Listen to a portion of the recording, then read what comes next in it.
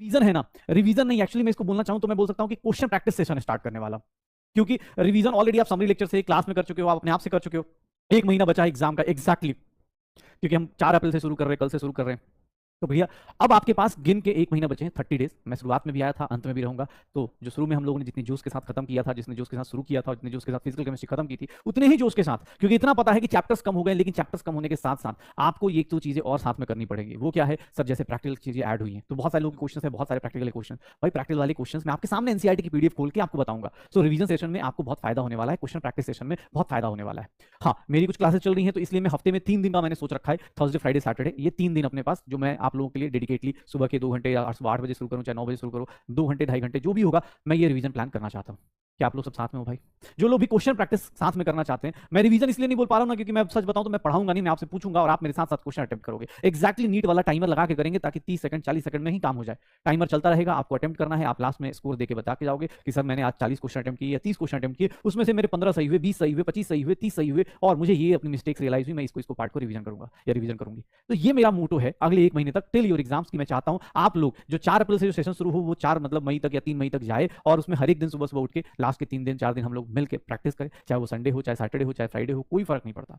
पक्का सब लोग साथ में होना यार। मैं शुरू करूं, रिवीजन शुरू करूं, यहाँ या नाम बता देना यार। मैं बहुत हाँ, क्वेश्चंस बहुत मजेदार होंगे, मैं तुम्हारे साथ हूं, तो टेंशन मत लो। जो लोग जानते हैं उनको पता है, हमारे पास बस फिजिकल केमिस्ट्री फिजिक्स में यही तो है, क्वेश्चन ही तो सपोर्ट करते हैं यार। कॉन्सेप्ट चाहे जितना पढ़ लो, ठीक है, सर्सन रीजन वाले क्वेश्चन भी होंगे, प्रैक्टिकल केमिस्ट्री वाला पोर्शन भी आएगा। हाँ, अब मैं डे वाइज बता देता हूँ वो डे क्या होंगे। पहले रिवीजन प्लानर में आपको कैसे कैसे टॉपिक वाइज रिवीजन करना है। पहले 6 दिन जो क्लास होगी वो टॉपिक वाइज होगी, उसके बाद जितनी क्लास होगी उसमें कोई टॉपिक नहीं होगा, पूरी फिजिकल केमिस्ट्री किसी दिन 50 क्वेश्चन लेके आऊंगा, मैं क्वेश्चन पूछ लूंगा, ठीक है। क्योंकि पहले 6 दिन में मैं आपके जो भी बचे हुए 9 चैप्टर हैं, 10 चैप्टर जो भी बचे हुए हैं, जो अकॉर्डिंग टू नई सिलेबस के, वो हम लोग रिवाइज करेंगे अच्छे से। आप समरी लेक्चर से रिवाइज करके आएंगे, समरी लेक्चर देखेंगे, मुझे लगता है 1.5 घंटा 1 घंटा काफी है। पीडीएफ आपके पास पड़ी है, मेरी राइटिंग में ठीक ठाक राइटिंग है ही, आप उससे भी कर सकते हैं, कुछ लोगों ने खुद की भी बना रखे हैं, तो बहुत बढ़िया, आप जैसे करना चाहें कर सकते हैं, ठीक है। तो चलिए हम 5-6 दिन का पहले प्लान डिस्कस कर लेते हैं, कौन से चैप्टर को कब रिवाइज करेंगे। और इसमें एक प्रॉब्लम आ गई है, जैसे मैंने जो प्लान बनाया था उसमें हम लोग डे 1 पे रिवीजन प्लान में हम लोग मूल कॉन्सेप्ट और स्टेट्स ऑफ मैटर में सिर्फ up to Dalton's law of partial pressure, क्योंकि बेटा जेई मेंस में क्वेश्चन आया है यहां तक, तो आपको यहां तक तो एक बार रिवाइज करना ही पड़ेगा। ये चैप्टर हटा दिया गया है, हाँ रियल गैस एनालिसिस हटा दी गई है, अच्छी बात है, लेकिन Dalton's law of partial pressure तक आपको आना चाहिए। Dalton's law of partial pressure तक तो आना ही चाहिए, क्योंकि उसके बिना इक्विलिब्रियम भी सॉल्व नहीं होता। तो स्टेट्स ऑफ मैटर आपको रिवाइज करना है। डे 1 पे छोटा सा चैप्टर मूल कॉन्सेप्ट से शुरू करेंगे, प्लस स्टेट्स ऑफ मैटर। किसने मुझे बोला सर एआईटीएस के हिसाब से कराओ, बेटा एआईटीएस के हिसाब से अब करने का फायदा नहीं, क्योंकि अप्रैल मंथ चल रहा है, मई में एग्जाम है, तो अब आपको तो बस चैप्टर और उसके साथ चलना है। एआईटीएस तो आप side by side full syllabus भी देते रहिए, कोई फर्क नहीं पड़ना चाहिए। आप तैयार हो क्या ये 2 क्वेश्चन 2 चैप्टर्स के साथ, ये 2 चैप्टर्स के साथ तैयार हो क्या? ये देखिए मैंने एक चैप्टर थर्मोडायनामिक्स थर्मोकेमिस्ट्री के साथ अपने आप में एक बड़ा चैप्टर है, तो उसको मैंने अकेला रख दिया। केमिकल और आयनिक इक्विलिब्रियम रख दिया है, सॉल्यूशन और केमिकल काइनेटिक्स और इलेक्ट्रोकेमिस्ट्री। ये 6 दिन का प्लान है सर। ये जो डे 1 है, ये डे 1 कल से चालू हो जाएगा। डे 1 अपने पास ये जो है 4 अप्रैल को किया जाएगा, ये 4 अप्रैल को स्टार्ट होगा मॉर्निंग में, आपके पास आपको नोटिफिकेशन चला जाएगा। 5 अप्रैल को ये करेंगे।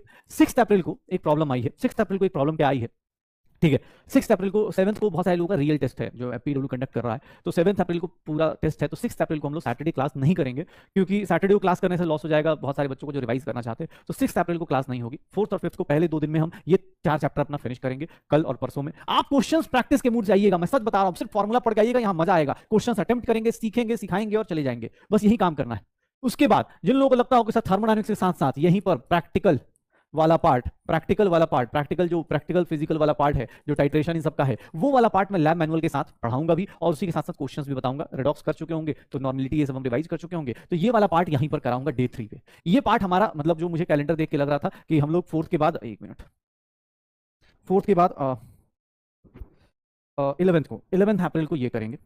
थोड़ा ये क्लास थोड़ी लंबी हो सकती है, क्योंकि इसमें सबके कम से कम थोड़ा से 40-50 तो क्वेश्चन होंगे ही होंगे। और दूसरी बात भाई, यहाँ पे टाइम देख के 2 घंटे का मैं स्लॉट बोल ही नहीं रहा हूँ, मैं 2 घंटे के बदले 2.5 घंटा 4 घंटा जितना भी हो, जब तक तुम्हें कॉन्फिडेंस नहीं आएगा टॉपिक पे, मैं 40 क्वेश्चन आऊंगा। ऐसे मैं कोशिश करूंगा जल्दी जल्दी खत्म करूँ। क्यों? क्योंकि क्वेश्चंस ज्यादा का मतलब ये नहीं कि टाइम ज्यादा लूंगा, मैं डिस्कशन उतना ही बताऊंगा जितना एग्जाम हॉल में बताया जाता है। आपको बस रियलाइज कराता चलूंगा कि आपको और प्रैक्टिस में कैसे कैसे इंप्रूव करना है, किस तरह की चीजें करनी है। अब पूरा थ्योरी पढ़ने वाले नहीं, क्योंकि ऑलरेडी क्लास में हमने कर रखा, आप इस बैच में तो कर ही चुके हो। देखिएगा प्रैक्टिकल फिजिकल केमिस्ट्री में ये आ जाएगा, केमिकल और आयनिक इक्विलिब्रियम फिर 12 अप्रैल को कर लेंगे। 12 अप्रैल को कर लेंगे। अब ये अपने पास 13 अप्रैल को ये हम लोग सुबह सुबह निपटा सकते हैं, 13 अप्रैल को ये हम लोग कर लेंगे। और इलेक्ट्रोकेमिस्ट्री अगर होगा तो संडे को करके खत्म कर देंगे। उस टाइम का सिलेबस शेड्यूल नहीं पता कि संडे को क्या होगा। अगर कुछ ऊपर नीचे हुआ, फॉर एग्जाम्पल जैसे जहां तक मुझे पता है 9 अप्रैल को शायद ईद है, तो चलो उस दिन तो क्लास नहीं होगी, लेकिन शायद पता नहीं किसी एक दिन तो तो कुछ छुट्टी हो रही थी, तो उस दिन मैं देखूंगा, अगर होगा तो मैं आपके साथ लंबा सेशन ले लूंगा। उसके बाद इलेक्ट्रोकेमिस्ट्री मान लो अगर 14 को किया, जब भी किया ऐसे आपको डे बाई वाइज मैं बताता जाऊंगा, जैसे जैसे प्रूव करता जाऊं कि हाँ यार ये चीज़ हो रही है। मेरी और भी क्लासेस चल रही हैं, इसीलिए लेक्चर थोड़ा डिले हुआ है, जो समरी लेक्चर आने में डिले इसीलिए हुआ क्योंकि यार ऑलरेडी तुम लोगों को लगता होगा कि यार सर एक क्लास लेके आप चले गए, ऐसा नहीं है, भूला नहीं हो यार, मेरा मतलब पहला प्यार है तुम लोग, ठीक है, तो तुम लोग को कैसे भूल सकता हूँ मैं। लेकिन हाँ ये कि यार क्लासेस बहुत सारी होती हैं तो दिमाग में रहता है, जैसे अभी मैंने सोचा हुआ है कि यार मतलब ऐसे ऐसे क्वेश्चंस दूंगा ना, जो बच्चा आए उसको लगे कि हाँ यार मजा आया, कुछ सीख के गए। ऑलरेडी सब लोग रिवीजन कर रहे हैं, ऑलरेडी सब लोग मेहनत कर रहे हैं, ठीक है, लेकिन मेरा काम है कि और ज्यादा उस मेहनत को और अच्छा करना, एग्जाम हॉल के लिए प्रिपेयर करना, चाहे वो सर्सन रीजन के क्वेश्चन हो, चाहे जेई मेंस के क्वेश्चन हो, चाहे जो जो मुझे अच्छा लगेगा मैं सब लेके आऊंगा, ठीक है, साथ में सीखेंगे, साथ में प्रैक्टिस करेंगे, मजा आएगा। मतलब ऐसा होना चाहिए यार अपने पास, मतलब अपना होना चाहिए। मेरा तो बस थोड़ा टाइम का ऊपर नीचे हो रहा था, मैं तो चाहता तो मैं 2 से 5 ही सोच रहा था कि ले जाऊँ क्लास, बट थोड़ा सा कुछ चीज़ों के रिस्ट्रिक्शंस आ गई, फिर मैंने छोड़ दिया, ठीक है। डे 6 पे इलेक्ट्रोकेमिस्ट्री करेंगे, फिर उसके बाद डे 6 के बाद डे 6 के ऑनवर्ड डे 10 डे 7 जितने भी अब क्लास लूंगा, इसके बाद वो फुल फिजिकल केमिस्ट्री की क्लास लूंगा, उसमें 50 क्वेश्चन लेके आऊंगा, 40 क्वेश्चन लेके आऊंगा। उसके बाद भैया मैं आपसे टॉपिक वाइज नहीं पूछूंगा, मैं 40-50 क्वेश्चन लेके आऊंगा, और मैं इसको रिवीजन प्लानर सिर्फ पहले 6 दिन का बता रहा हूं, इसके बाद का रिवीजन प्लानर अब आपके हिसाब से किसी भी दिन मैं बोल दूंगा, आपको आना पड़ेगा और पूरी फिजिकल केमिस्ट्री के साथ साथ बैठना पड़ेगा, रिवीजन करना पड़ेगा, ठीक है।